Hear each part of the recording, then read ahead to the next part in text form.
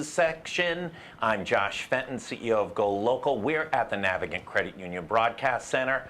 Next to me is entrepreneur, inventor, a little bit of Q wrapped into him, Joe Janson from NVTS.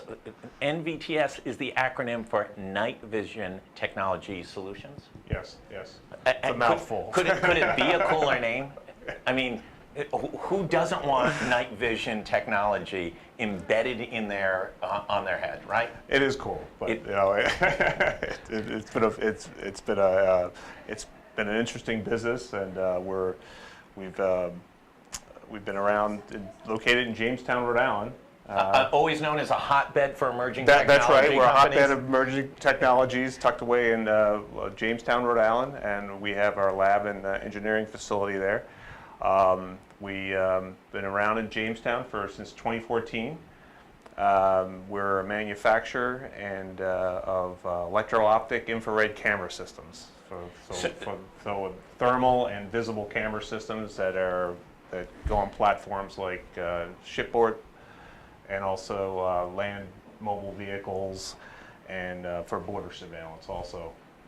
So when we're watching the movie on Netflix of the attempt to get bin Laden, and they've all got night vision technology, is that your kind of technology? Yes, we have. I don't want you to disclose any top secret disclosures, but it's not our technology. Yeah. We aggregate some of the existing technology that's out there. So night vision comes in a couple of forms.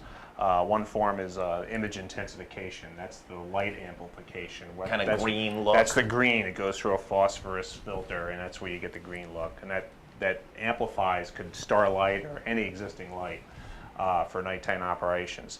Then there's thermal vision, which just looks at the heat signature. It doesn't care whether it's day or night, and we'll just pick up a thermal image. And there's different grades of that thermal image. It can go out to as far as 30 kilometers. 30 kilometers? And then some for longer range applications. Or to short range, as we have a handheld scope for an outdoor enthusiast or a mariner just looking for better vision at night. And so that's the class. And there's one called SWIR, which is shortwave, which basically looks at reflective light. Now that's more of a higher end application. And what would be the usage for that? It has certain advantages, mostly in the military, where it's able to see like a laser designator, and you'd be able to tell it was a friend or foe.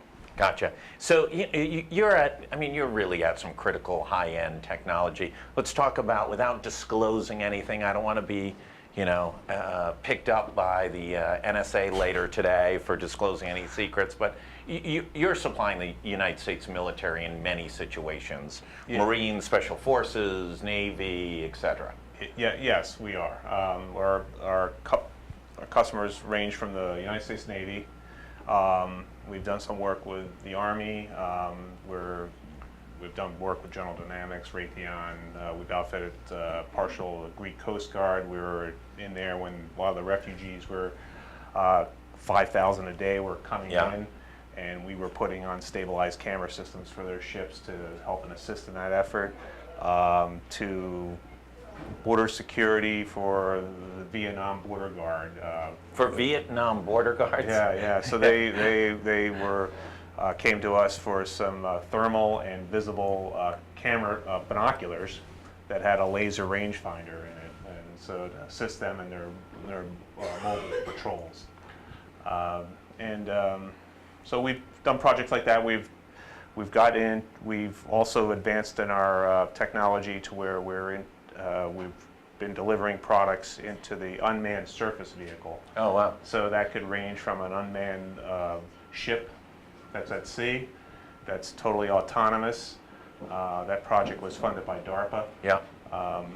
And to an unmanned vehicle that might do some forward reconnaissance. Is your technology used on drones at all? Yes. Yeah. For aviation drones, yes. Yeah. It is. We particularly aren't in that space. Yeah. We're surface right now. We're entertaining moving into the aviation, but right now our primary focus is land and shipboard applications. And you're a veteran. Yes, I'm a veteran of the United States Coast Guard. And when did you found the company, and what was the motivation for it?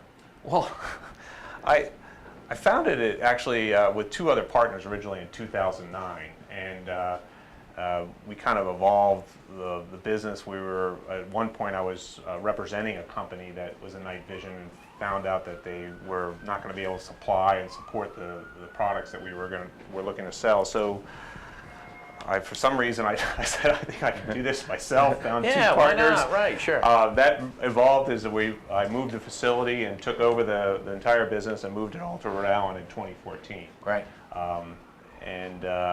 At that time, we were able to aggregate new technologies and put them together and come up with a full product line. Welcome to downtown Providence. We've got rescue vehicles racing down the street. How's Rhode Island been for an environment? I think you mentioned before we came on, you've tapped into some smart I just engineers. love Rhode Island. Yeah. I've been here since I got out of the Coast Guard in 1980. Was my last day in the Coast Guard, but and last year in the Coast Guard. Come back on over, by the way. And I've been here since, and Rhode Island has been very receptive for new businesses, particularly technology businesses. I didn't really know some of the assets that were available up until the fall last year, actually December of last year, and we took advantage of it.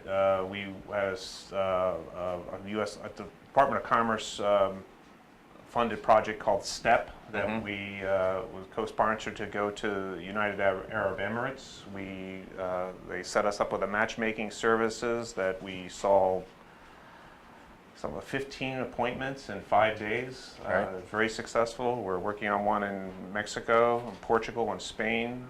They help assist us with some technology funding. As you might imagine, the equipment that we procure and engineer and develop, it gets quite expensive, and with Business Development Corporation and Department of Commerce, they assisted us in that. So that was very helpful to secure funding for a project we were working on with the Navy. Great. And you've launched some consumer products, which sound cool. I'm going to look at the site as soon as we get off. It's Prime Day, so and we're all going to be in the office flooding over there. We have our Prime membership. Well, we're getting inquiries on our website for some of our smaller products. We have handhelds and binoculars and some fixed-mounted cameras that have applications outside the military space, whether it's for commercial security or hunting enthusiasts or boaters. We really didn't have a venue to be able to sell it direct. Right. So we partnered with Optics Planet, which is one of the largest retailers in this space. And they're currently carrying, I believe, 10 of our products online. And it just launched recently. That's great. And are you seeing some good activity from it? We just started, you know, Yeah. we just started with them, and we hope to see a robust activity, but it was certainly a good start to have a company like them behind us and brought the products online. And on those 10 products, are there any security issues? You know, do you want the Ukrainians buying it, or the You bring up a good point. Yeah, right. You bring up a very good point, because the products are export controlled. Yeah. So they can't be sold outside the U.S. without a license.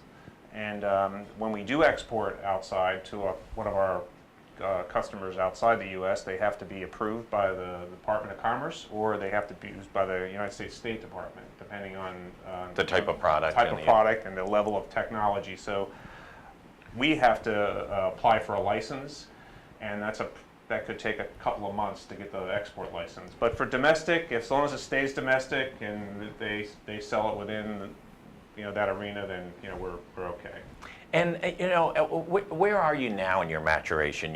You've been involved with the company for about 10 years, taking control of it, wholeheartedly over the last 4 or 5. Where do you see the company going? How big is it going to be? Will you be buying up multi-million-dollar homes on Jamestown, tear down for your own expansion? Is it? No, we love working in Rhode Island, so we're going to continue to stay there. This is my home. My family's here. We want to continue to work with local Rhode Island vendors where we can, and we want to build the company, and we're trying to build our engineering capabilities and our internal IP. But we'd like to be a significant player in this space. How tough is it on a day like today to go to work on Jamestown versus to get diverted to any number of other places on the island that could be a little tempting on a 85-degree, 90% humidity kind of day? I'm always an advocate of saying, I say live and work where you like to vacation. So, that makes for a better, happier workspace. So I'm a big advocate of that. So I feel really fortunate that we were able to secure a space in Jamestown that suited our engineering and what we do, and also being able to work in a beautiful area in the state, as most of Rhode Island is. Working with Commerce went well. They've helped you in a number of ways. Do you have any suggestions to the kind of the business community in Rhode Island? What could be better? How can we make it a better place to do business? We're in a different industry. We're in the news business. Rhode Island's a great place. There's always some chaotic news. We love it. There's no shortage. We wouldn't move anywhere else. Talk a little bit about some of the opportunities and some of the challenges for working in Rhode Island. I can only speak from our experience, and our experience has been very good. One thing about Rhode Island, everybody. You're the only state in the country that you can know both your senators and both your congressmen and have coffee with them or bump into them sailing, one of the two. So there's no other place, no other state that has that. Plus, we're a friendly community.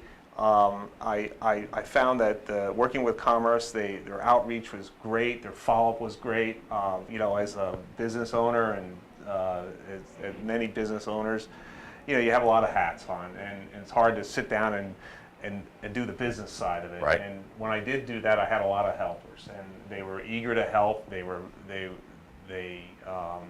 couldn't be more accommodating, and couldn't say that for any other state in Rhode Island, and I find they're a tremendous asset, and I haven't even begun to really tap into everything that was available. We're just still learning ourselves, but the programs that we did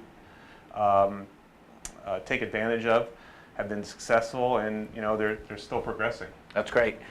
Joe Janson, great having you on. Congratulations Thank you on the very success. much for You've definitely got the coolest technology of anybody who's been on, certainly with me. So I'm excited to learn more, and going to go racing to deposit some money to Jeff Bezos or somebody like that. Poor guy, right? There's only 100 million Prime members. If we can only all have that problem, right? The poor guy. Thanks so much for coming on. We'll be right back in about 2 minutes with, I think we're discussing chocolate. I think that's what I've heard. And we'll be right. Yeah, that's right. Well, you should have brought night glasses. Maybe you could have traded off some samples. We'll be right back in just a minute here at the Navigant Credit Union Broadcast Center.